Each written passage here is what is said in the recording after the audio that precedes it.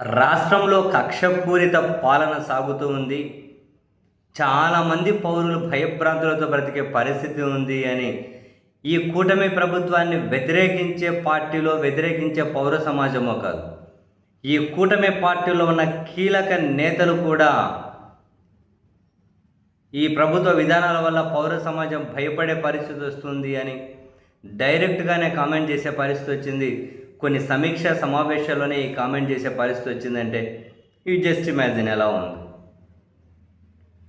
ఇల్లు కూల్చివేయడం మనం చూసాం. శ్రీకాళహస్తి, నెల్లూరు, ఉండి, మచిలీపట్నంలో ఆ కూటమి పార్టీలకు సంబంధించిన వాళ్ళ కార్యకర్తలు నేతలవే.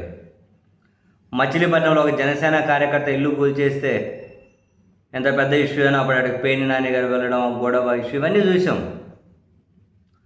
ఒకరి ఇల్లు కూల్చేస్తే ఆ పెయిన్ అంటే ఎట్లుంటుంది అందరికీ తెలుసు కదా, దానికి రాజకీయ పార్టీలతో సంబంధం ఏముంది. కానీ అయితే ఇదే అంశం మీదనే మచిలీపట్నం జనసేన ఎంపీ బాలశౌరి గారు అక్కడ మచిలీపట్నం కార్పొరేషన్లో జరిగిన ఒక సమావేశంలో అక్కడ కమిషనర్ను ఉద్దేశించి నేరుగానే అడిగారు. ఆయన మాటలు చూడండి ఒకసారి. ఎంపీ గారు కమిషనర్ని ఏమడిగారు?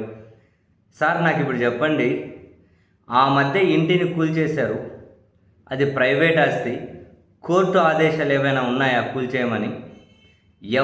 ఎవరి ఆదేశాలతో ఇల్లు కూల్చేశారో నాకు చెప్పండి.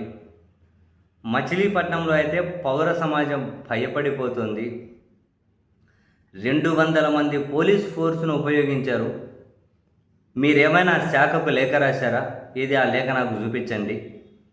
సమాజానికి మీరు ఖచ్చితంగా సమాధానం చెప్పే తీరాలి. 2 రోజుల సమయం ఇవ్వాలని సెంటరింగ్ వాళ్ళు అడిగినారు కదా, ఆయన ఎందుకు విడిచిపెట్టలేదు? ఆ ఇల్లు ఏమైనా టెర్రరిస్టుల నివాసమా? ఆ ఇంట్లో ఏమైనా నక్సలైట్లు ఉంటున్నారా? మీరు చెప్పాలి. మౌనం సమాధానం కాదు. ఇల్లు కూల్చడం అనేది ఏమైనా చిన్న విషయం అనుకుంటున్నారా అని చెప్పి జనసేన ఎంపీ డైరెక్ట్గా కమిషనర్ను ఒక సమావేశంలో నేరుగా అడిగిన ప్రశ్నలు. ప్రతిదీ కూడా వ్యాలిడే. 40 లక్షలు అప్పో సొప్పో చేసి ఇల్లు కట్టుకుంటే వెళ్ళి అసలు రాత్రి ఆ ఇల్లు కూల్చేయడం ఏంటి? ఆయన ఇల్లులు కూల్చేసి ఒకరిని ఇంత తీవ్రంగా బాధ పెట్టడం ఏంటి? కనీసం ప్రొసీజర్లు ఫాలో కాకపోవడం ఏంటి? పౌర సమాజం భయపడిపోతుంది మచిలీపట్నంలో అన్నారా? రాష్ట్ర వ్యాప్తంగా కక్షపూరితమైనటువంటి వ్యవహార శైలి వల్ల చాలామంది అదే పరిస్థితి అని ఎప్పుడు మనకు కనిపిస్తున్నటువంటి కామెంట్సే. మరి ఎందుకు ఇంత దుర్మార్గంగా వ్యవహరించాలి? ఎందుకు ఈ విధంగా ప్రవర్తించాలి? ఏమో అసలు అంతే చిక్కదు.